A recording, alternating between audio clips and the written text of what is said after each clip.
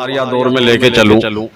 मैं चाहता ये हूँ कि एक मौका हमें फराहम है, उस मौके को जाया ना किया जाए और 5 मिनट मैं खालिद आज़मी साहब की स्पीच के लिए, उनकी उर्दू के हवाले से तकरीर के लिए उनको दावत सुखन दूंगा कि वो चूंकि आज की साहिब जश्न है तो उनका हक है कि वो जिस तरह चाहें हमारी इस महफिल को नवाजें। मैं चाहता हूं कि उर्दू के हवाले से वो 5 मिनट हमें जो है अपना कीमती वक्त है। जनाब खालिद आज़मी साहब, जी जी कम से कम।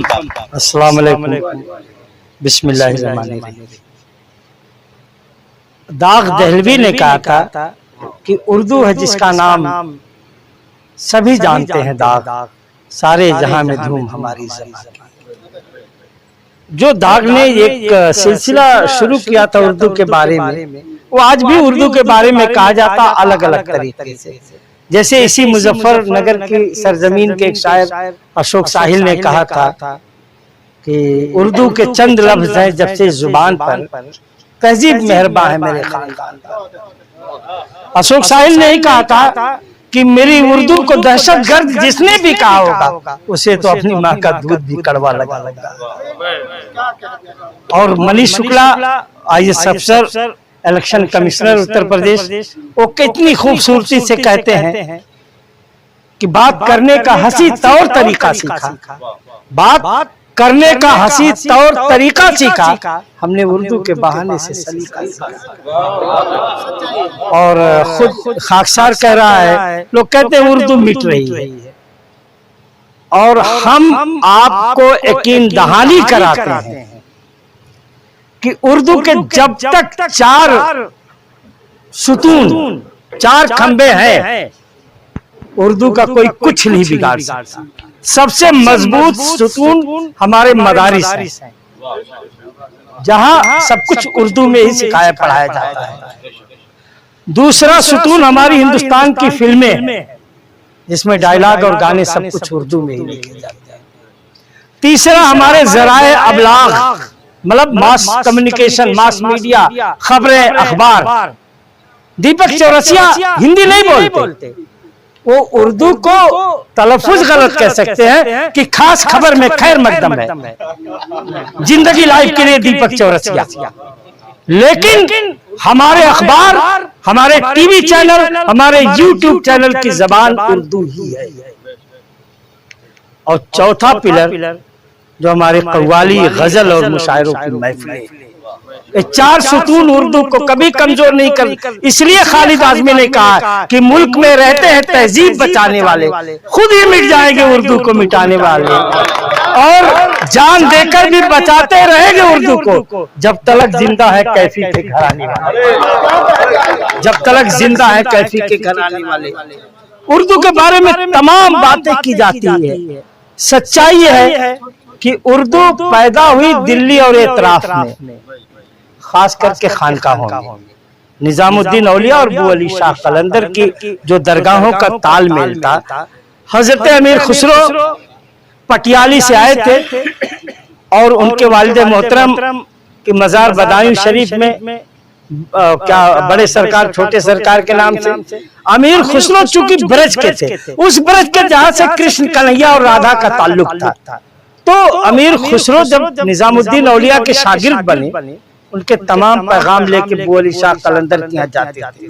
पानीपत और दिल्ली के दरमियान उर्दू पैदा होती है, पैदा हुई दिल्ली और इलाके में।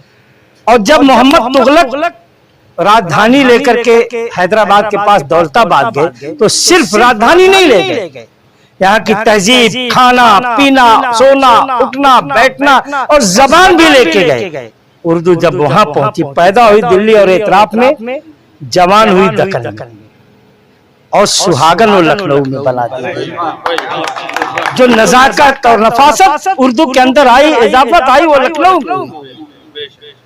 हम ये समझते हैं लोगों के सामने कि हिंदी पुरानी जबान है। हिंदी 1813 में जबान वजूद में आई है, और उर्दू 1196 से। जब यहाँ फरगना से, बुखारा से, अजरबैजान से, अर्दबिल से, सिमनान से, वहां के जब लोग पर्शियन के लोग आए, अरबी जानने वाले लोग आए, तो यहाँ एक जबान की जरूरत पड़ी। तो वो हिंदी और पर्शियन और अरबी, अगर उर्दू के अल्फाज एक टेबल पे बिखेर दिए जाए, हर जबान से कहा जाए अपने अल्फाज ले जाइए, तो शायद उर्दू के पास दो ही लफ्ज बचेंगे, एक चांद एक सूरज, और कोई लफ्ज भी उर्दू का नहीं। वो अरबी, फारसी, तुर्की, हिंदी। तो जो सब्जेक्ट और ऑब्जेक्ट ये अंग्रेज, अरबी, फारसी और तुर्की से लिए गए।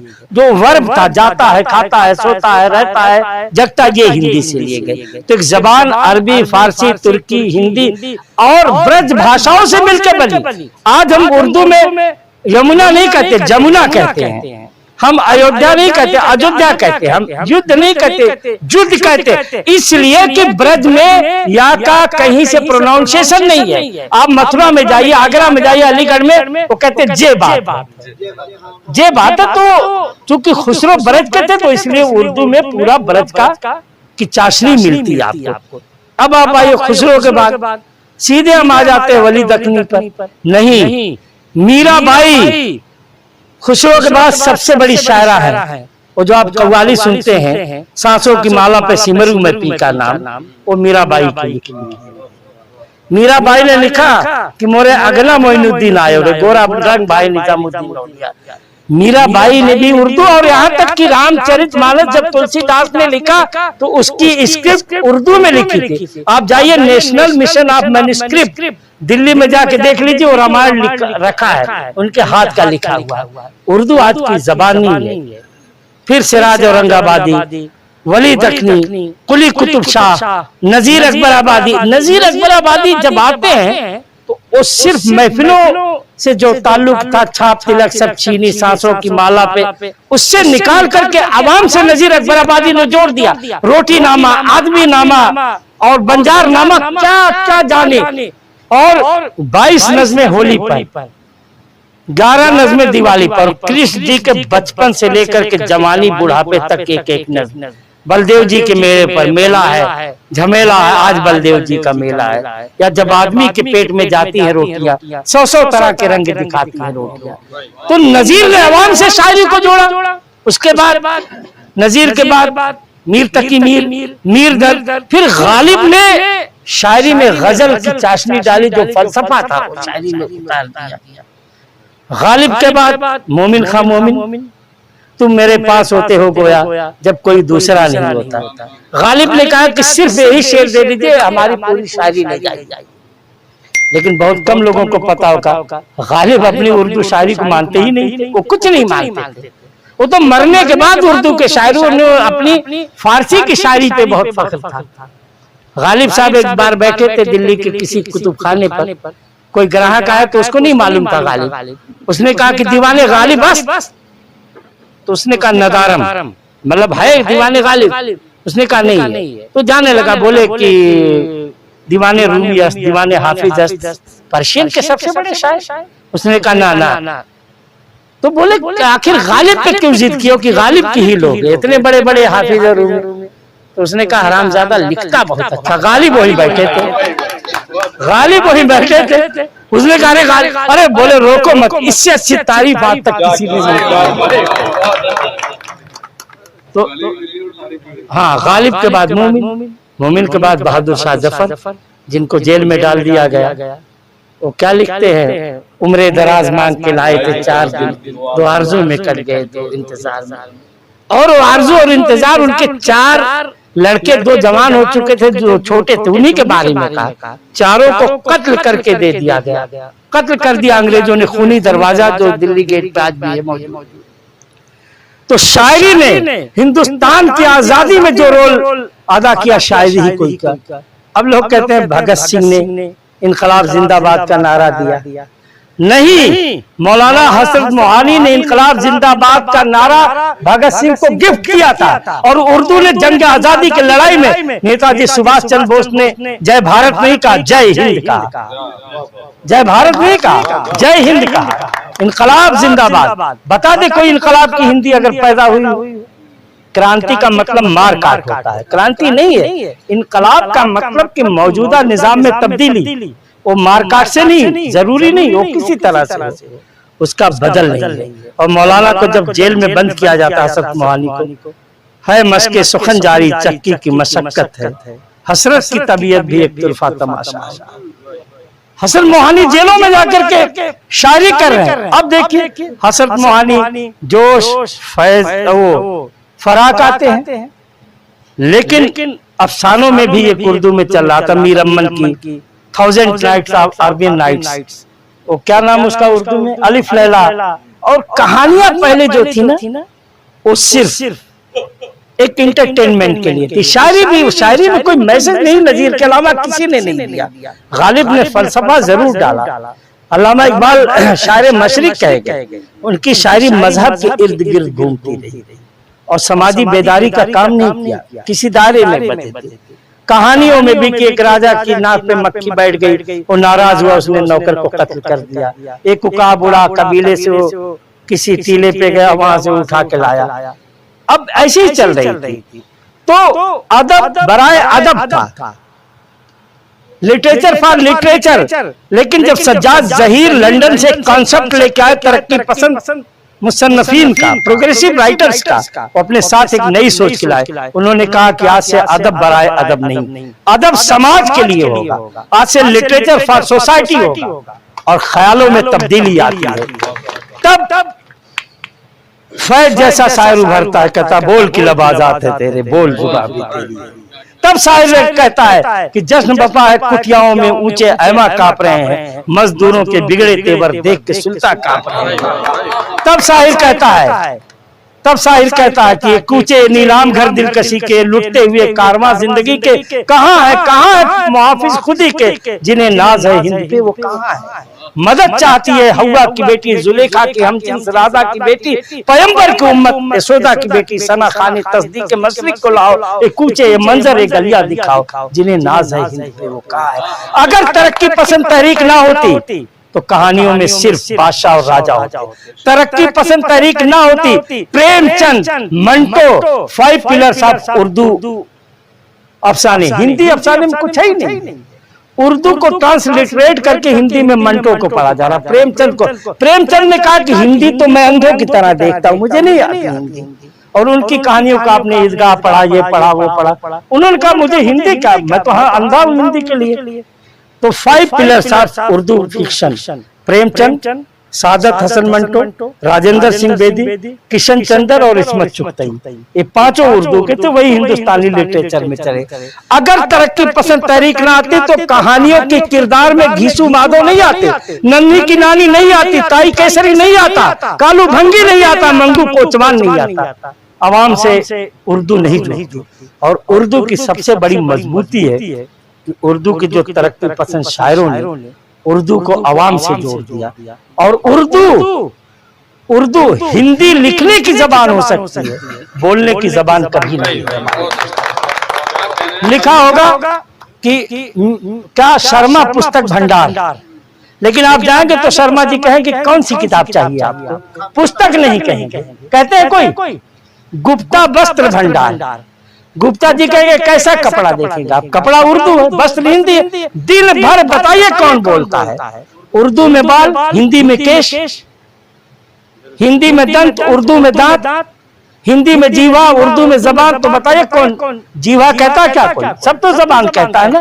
उर्दू आम बोलचाल की जबान है, हिंदुस्तान की जबान है, और उर्दू कयामत तक इसी तरह बढ़ती रहेगी और लोगों के लबों की रहेगी।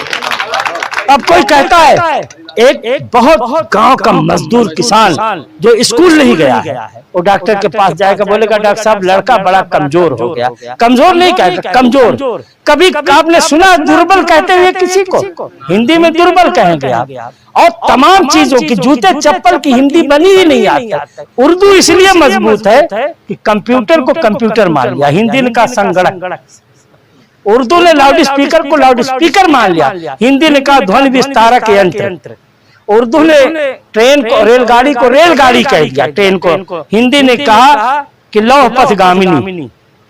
तो उर्दू ने चाय को कहीं से वो ईरान के किसी कबीले से आई थी, चाय मान लिया। हिंदी ने कहा पर्वत निर्मित दुग्ध मिश्रित शर्करा युक्त गर्मा गर्म पेय पदार्थ। तो जब तक आप बोलेंगे चाय ठंडी हो जाएगी। उर्दू इसलिए मजबूत है, और वो उर्दू का सफर जो खुसरो से पहले भी एक शायर थे, कोई मानता जानता नहीं, यकीनी, उनका नाम था साद सलमान। पहला उर्दू का शायर साद सलमान था। तो वहां से जब चलता है साद सलमान, खुसरो, मीराबाई, तुलसीदास, कबीर दास, रहीम दास, सूरदास और वली दखनी, सिराज औरंगाबादी, कुली कुतुब शाह, नजीर अकबर आबादी, मीर दर्द, ख्वाजा मीर तकी, मीर गालिब, मोमिन बहादुर शाह जफर, हसरत मोहानी, फराग गोरखपुरी, जोश मलियाबादी, अल्लामा इकबाल से लेकर के फैज, साहिर, कैफी, मजाज, ये बिजनौर वाले क्या शायर थे, अख्तरुल ईमान से होता हुआ जब वो सिलसिला शहरे यार और निदा फाजली से होता हुआ वो सिलसिला आज रियाज सागर तक पहुंच गया। और हम उस उर्दू की बात कर रहे हैं। भारतेंदु हरिश्चंद्र को सबने पढ़ा होगा, अगर यूपी बोर्ड से पढ़ा होगा। भारतवर्षोन्नति कैसे हो। वो पहले रसा बनारसी के नाम से शायरी करते थे उर्दू में। तो उर्दू चूंकि बड़े एलीट क्लास की जबान थी और ये बनिया थे, इनको तरजीह नहीं दी गई। तब 18 से 13 में इन्होंने हिंदी की स्क्रिप्ट के इजाद किया। और आप लोग किसी से डरिए मत, उर्दू पहले पैदा हुई, हिंदी बाद में पैदा हुई, इस बात को नोट कर लीजिएगा। और जब गांधी जी ने प्रस्ताव रखा कि हमारे देश की राष्ट्रभाषा उर्दू है, वोट पड़ी, 15 लोग कमेटी में थे, 7-7 वोट उर्दू और हिंदी को मिला। आपको बता दें कि बिजनौर जिला है, यहाँ के हाफिज इब्राहिम उस कमेटी में थे। एक वोट उन्होंने हिंदी के पक्ष में देकर के उर्दू को खत्म कर दिया। हाफिज इब्राहिम ने, किसी हिंदू ने खत्म नहीं किया उर्दू का, हमारे मुसलमान ने खत्म किया। जब एक वोट की जरूरत पड़ी थी तो हाफिज इब्राहिम शिवहारा के थे, उन्होंने राजेंद्र प्रसाद के कहने पर उर्दू के खिलाफ वोट दिया। और गांधी और नेहरू रोते रहे। आजाद गांधी नेहरू की मुहिम थी कि इस मुल्क की जबान उर्दू, लेकिन हाफिज इब्राहिम ने उर्दू को खत्म करवा दिया। बहरहाल ऐसे नहीं खत्म होती। जो हिंदी के हालात है राजभाषा में, आप देखते हैं अंग्रेजी के नीचे कोई बात नहीं करता। इसलिए नहीं करता कि बहुत मतलब ऐसी जबान है कि जो जबान से बोली ही नहीं जा सकती। अब एक रेडियो अल्लाह हड्डी होती है तो उसको कहते हैं कंठ कर नलिका। कैसे आदमी बोलेगा?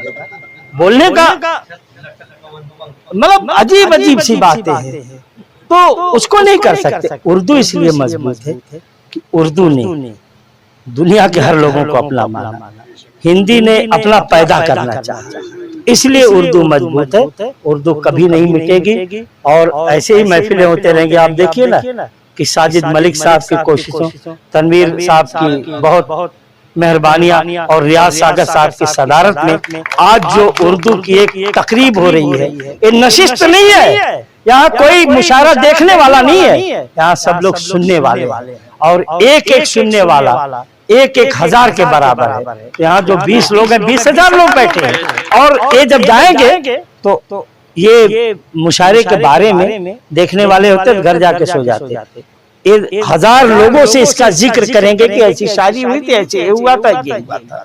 बहरहाल वक्त बहुत कम है, बहुत ज्यादा हम बोल गए। 5 मिनट था और शायद 20 मिनट हो गया, और इसके लिए तो उर्दू पे बात करने के लिए कम से कम 5 घंटे चाहिए। और 5 घंटे में एक शायर पे बात हम कर सकते हैं, 2-2 घंटे एक शायर पे। तो बहरहाल उर्दू जिंदाबाद। अब रियाज सागर साहब तक हमने उर्दू को पहुंचा दिया, अभी तनवीर गौहर साहब को अगले बार पहुंचाएंगे।